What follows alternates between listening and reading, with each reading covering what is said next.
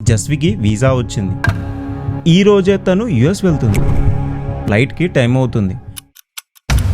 జస్వి ఏడవడం స్టార్ట్ చేసింది. ఈ రోజుతో జస్వి తన ఫాదర్తో మాట్లాడడం మానేసి 14 ఇయర్స్ అవుతుంది. మొదటిసారి నేను చూసింది అది నువ్వు అని నమ్మింది నా తప్పు.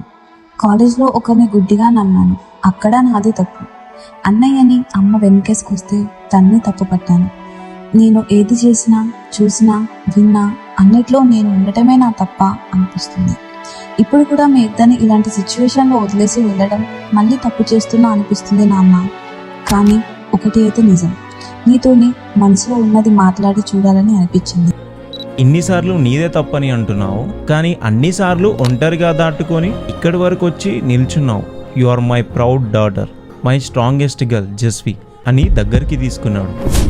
ఇక్కడ సుభాష్ అంకుల్ ఒక విషయాన్ని కడుపులోనే దాచాడు. జస్వి తన ఫాదర్ ఫోన్లో చిన్న వయసులో చూసిన విషయాన్ని అది తన కొడుకు మోహిత్ చూశాడని చెప్పలేకపోతున్నాడు. దానికి కారణం నేను కాదని చెప్పలేకపోతున్నాడు. కొన్ని విషయాలు అంతే, కాలంతో పాటు మనం అర్థం చేసుకుంటూ పోవాలి. ఇక్కడ జస్వి పాత్రకి కాలమే సమాధానం చెప్పింది. ఆమె పాత్రకి నేను పెట్టిన పేరు every time it's her only.